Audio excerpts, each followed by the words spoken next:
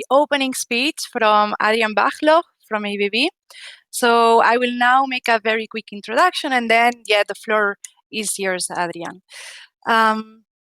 So first of all, Adrian has a master's in mechanical engineering and a bachelor's in business administration. They were both obtained in the Technical University of Munich in Germany. So then Adrian joined the trainee program of ABB, which is a very also famous program inside of the Unitech network. He joined there, and then after the trainee program, he joined the marketing and sales organizations of ABB low voltage products, and he's currently heading the Swiss electric vehicle charging infrastructure organization of ABB. So he will tell us a little bit more about what he thinks about mobility and what are his expectations and what did he learn after all these years of experience. So the floor is yours, Adrian. You can share your slides if you want. And yes, you have the floor. All right. Thank you very much, Mireia. It's a great opportunity, and it's a great honor for me, actually, to have the opportunity to present here today and speak to you. Future of mobility is a topic that is obviously very close to my heart. I'm working in that field, and I'm even more so happy that I can talk to now an organization of brilliant engineering minds, and there's a great honor to me. Basically, I've never been a brilliant engineer. I've done my master's, but just barely so. So that is why I went into sales and marketing. But this is why it's also great to speak to engineers, because you have a lot in your hands. Well, today I want to sell you basically also something, and as an idea, and as my personal view on what needs to be done on mobility in order to unlock the future that is desirable and attractive for us. The picture that you should be seeing already today or right now, and maybe we do just a quick feedback. Do you guys see the proper screen? Just to be, just to tick all the boxes. Excellent, thank you guys. I think we should introduce also some bingo here on remote presentations. The picture I've chosen here displays quite nicely what mobility is made of. It's a complex topic. There always seems to be a competition with nature, and well, we see that mobility we see mobility right now in a very special point in time and a very important point of time. So you could say mobility as at a crossroads itself. And this is the theme that I would like to jump into today. And so let's start. I've started or chose to start with a picture. And the picture displays quite nicely what time and mobility is about. In order to look at the future, I think you first have to look at the past. In the picture, you see a bridge that is called the Ruhrtalbrücke. It's in Germany. It's connecting Düsseldorf and Essen, two German or major German cities. And please don't Google it just yet, or you spoil yourself the story that I want to tell. But this bridge has been finished in 1966. It's basically the result of the up-and-coming German economy at that time, and it was a highly criticized project. It's a project that is an engineering masterpiece, you could say, and is even today one of the longest-reaching bridges within Germany, and arguably one of the most important projects or bridge-building projects within Europe. The picture itself, though, is not just a statement about engineering. It's also a slightly romantic picture, because to the people living there, it meant much more than just the engineering project that you see here. It's a statement that traveling, that mobility was more and more open to the broad public. People could start affording cars. People could start thinking about traveling for, joyous reasons, to go for vacation, etc. So when the first people were driving there, in the eyes of the drivers, you could more see Italy or the Swiss mountainside rather than, the engineering masterpiece that it actually displays. Okay, for some businessmen, it also had some dollar signs in the eyes, because it meant that transportation was much more easy. But that picture itself shows that mobility is always a product of its time. Hence, we need to look where it's coming from and where we want to go. As I just touched on some topics why mobility is important to the people, you see that it touches our lives and is deeply anchored in our lives, actually. It is very important for our society. It creates value for our society and has made a large share to the contribution or to the wealth that we have generated in the meantime. Mobility always has a large or has a huge interaction with the technology that is making it possible. And for some reason, and I was also in the opening picture and also in this picture, in this painting that I showed, is always seems to be in some kind of competition with nature. All right, so let's go maybe even a little bit further back and understand where mobility needs are coming from. In the beginning, really, we just moved around for hunting, just surviving, beginning a little bit of trade, trading some gems, trading information, and continuously drove the society forward. Exchanging information means learning, means having groups together, is at the foundation basically of where our societies come from. Skipping very, very far ahead, mobility also is was one of the major drivers carrying the industrial revolutions, because it meant that from just having some carts pulled around the area, you had to really systematically transport goods. Next step is very clear: globalization would not be possible without transportation all around our globe. And the next step is what we see today, or what we've seen in the last 10 to 20 years, and which we're experiencing right now, is something that I just call, I don't know if there's a term for it, but a little bit delocalization. If you look at working environment, you could start your workday in Zurich in the morning, fly to some city within Europe, have a meeting, and then traveling to another location back to Zurich in the evening. That was 10 years ago, or maybe 2-3 years ago, very normal. Today, with the impact of our times, heavily influenced by the pandemic, we do a lot more delocalized things, such as calls or the event that we're having today. We are no longer bound to the places where we're born, where we grew up, or where we live. Obviously, in order to facilitate all that mobility, we needed to have some means. And just looking at the means of transportation that we have, let's look back in time. The very first documented means of transportation were rafts, simple rafts, wood bound together in order to make them float on water. And the first wheel, different sources indicate something between documents, or a document that it has been invented around the 4th to 2nd millennium before Christ. And then something very interesting to me, again, something that touches on water-based transportation. 800 BC was the first documented canal being man-made, not this one obviously, but there's documentation about Chinese building actually canals in order to facilitate transportation. And on it goes. And we have a history of inventing technology, of using what we have, the resources that we have, in order to facilitate transportation. One more interesting aspect, for example, is that of the city of Baghdad, where we see a documentation that in the 8th century they have paved the streets with tar in order to, have moving about the city easier, cleaner, and more efficient.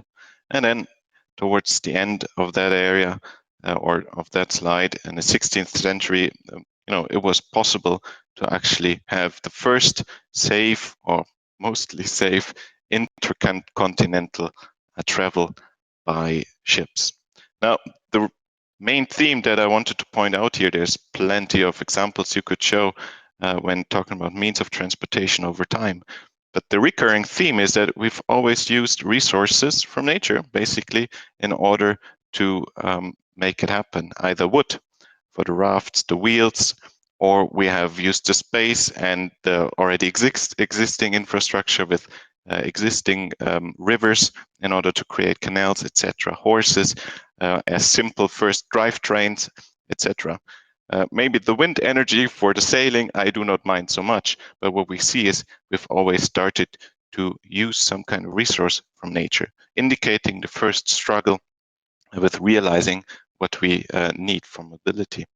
And then stepping a little bit ahead of time, we see that we started no longer to care about conventions such as do not fly or do not go underwater, and also started to exchange the drivetrains, the inefficient drivetrains of horses, for more efficient technology. Basically means that maybe looking at the heritage of ABB, I should have also inserted here some trains or electrified trains.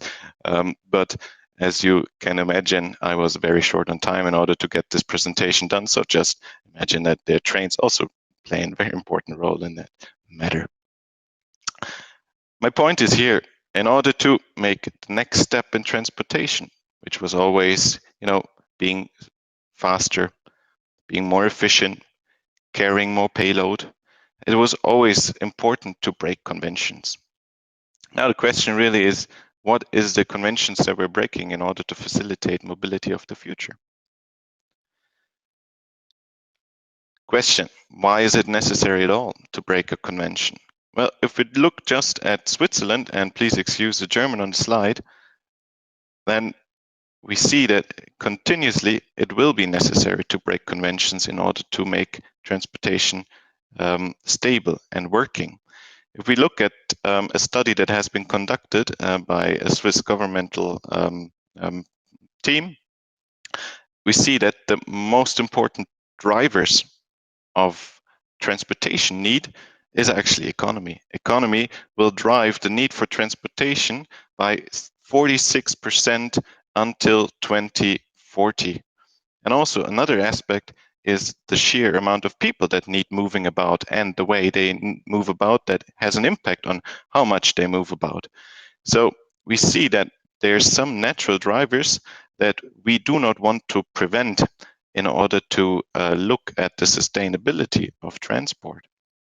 So we'll have to think of the challenges this will bring. If we go a little bit back in time, maybe 3 years back, and look at Los Angeles, Thanksgiving time, and we see that the vast amount of people that have been moving about causes constantly traffic jams. I could very well imagine that whatever large city you have the most relation to, it looks similar in some sense. And this is not just a result of, the last 2 decades. It has happened some 70 years ago already. I found a historic picture of the of one of the hometowns of the ABB precursor, Brown Boveri and Company, where the employees going to the shifts change regularly caused traffic jams by moving to the city or to moving to the production facilities. And what we do see here is that the vast amount of people participating in that part of transportation was actually pedestrians or people using their bikes, and just a few cars. So the question really is, how do we handle this increased need for transportation? And what we can see is that it's, again, always to be regarded within the time this is happening. Now, the pure amount of vehicles is one aspect that poses challenges to our society. Another aspect that poses challenges is obviously the environmental aspect of just the emissions that we create from our mobility habits. And here's a graph that depicts quite nicely the greenhouse gas emissions in Europe in a time frame from the 1970s to 2010. And what we can see that it is that 80% of the increase of greenhouse gas emissions can actually be attributed not to transportation, not to mobility alone, can be attributed to road vehicles. So we see where a huge driver is in the negative environmental aspects that mobility is causing. If we then also look at the next graph, we see that this is really, really a bad situation of how much energy we're actually wasting. In this graph, you basically see that what is the beginning state of our energy or the containment, and what is the final result of it. And if we look at it, the technology we've been using so far, or the technology that we're predominantly using right now, is actually causing losses of almost 2/3 of our energy. So really, it is time to look at moving about much more efficiently. And this is where it gets complicated, because we know that the propulsion technology, the drivetrain technology is there, is being worked on. We have various different opportunities to do so. And I want to point out one specifically, and that is e-mobility, obviously because I have the most experience with that, but also because from my point of view, it is the most complex one. Because if you look at mobility itself, you will see that it is not just transitioning from one drivetrain to the next, it is transitioning from a whole concept of mobility to the next. If I'd ask my mom which of those two cars is probably more environmental friendly, she said, yes, they both look nice. But she does have no idea of how this would affect her life. We have different interactions with the car. We have different interaction with how we get energy into the car. We have entirely different stakeholders in the whole ecosystem. We have new business opportunities, and it has a huge impact on the infrastructure that we're using. That this will be actually much more comfortable in future for the persons using and utilizing this mean of mobility is not even clear yet.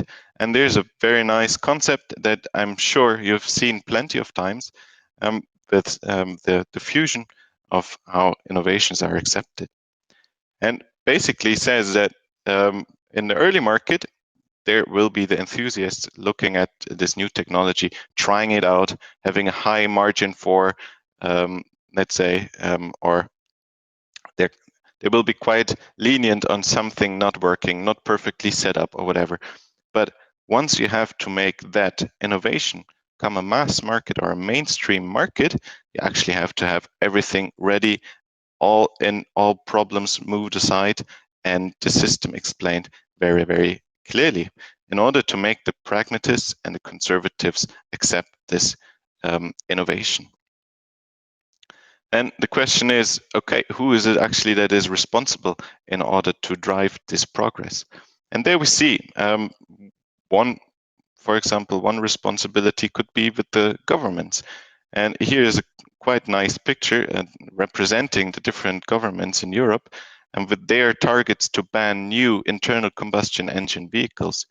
And could be one question, okay, is it the governments that should be setting, the right limitations in order to make society adapt to these changes and in order to make industry provide the right products to it? And this is obviously depending very much on if you have the business opportunity to work on it. You see that currently we anticipate that this step to the mass market in terms of e-mobility will be happening around 26, 27, and then it will, create and have created the whole ecosystem in order to also convince the laggards to adapt to this new technology. Now, maybe just a quick touch on infrastructure innovation, since we are working in the infrastructure field on moving this market. Obviously, in order to facilitate a new technology, and if you need a holistic setup, you need to have a solution to the chicken and egg problem. If you have range anxiety, you need to have the certainty that you can recharge at specific or at sufficient powers on the road. And there we see, for example, a huge increase between in the last 10 years. 10 years ago, fast charging was considered 20 kilowatt DC. Now we're talking about 350. and it's installed in the field, not just talking about we're doing it actually. And there's very different other topics that we could talk about. One aspect, and that is to me the most important one, actually is digitalization, because with the data that we're generating, we have a totally different starting point in order to set up business models, in order to interact with the technology, and in order to make it fit much better into our daily lives.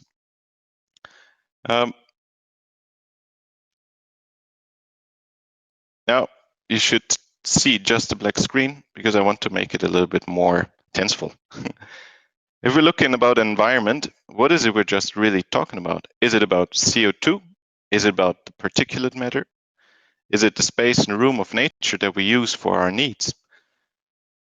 We should not forget that mobility and its sustainability cannot be reduced to just the CO2 emissions.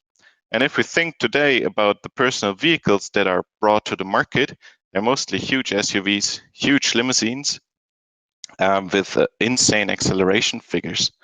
And then the question is basically, is the track on which we are, a dead end? Basically, is the whole environment clueless prey to e-mobility lurking in the dark in order to poised for the kill? And I think, no, it's not, but we have to do it right. And in order to do it right, we have to look again at the whole ecosystem. We have to look at the holistic system that we're creating. Oh, and what we have to look at is that the whole system will become more and more complex. So from vehicle size that we are considering to optimizing the usage by sharing economy, up to, of course, very importantly, the modal split of the transportation means that we're using, we need to do it right in order to make the best of it. Personal cars are not the only e-mobility aspect. We also have buses, we also have trains. And if we do this right, I think we can actually unlock a safe and a sustainable future also with e-mobility. And there, actually, we do need the we need the brilliant engineers that we have on this call and in this organization in order to unlock the most that is possible from technology. But also, marketeers have to look at creating desirable visions of our sustainable future and not just hunt for the next best big trend, I'd say. Closing this talk, I'd like to bring you to the starting point and want to close and finish the story here. And I have good news and bad news. The bad news is this bridge will be demolished soon and is actually scheduled for beginning works in 2024. This icon will be destroyed. What is the good news about it?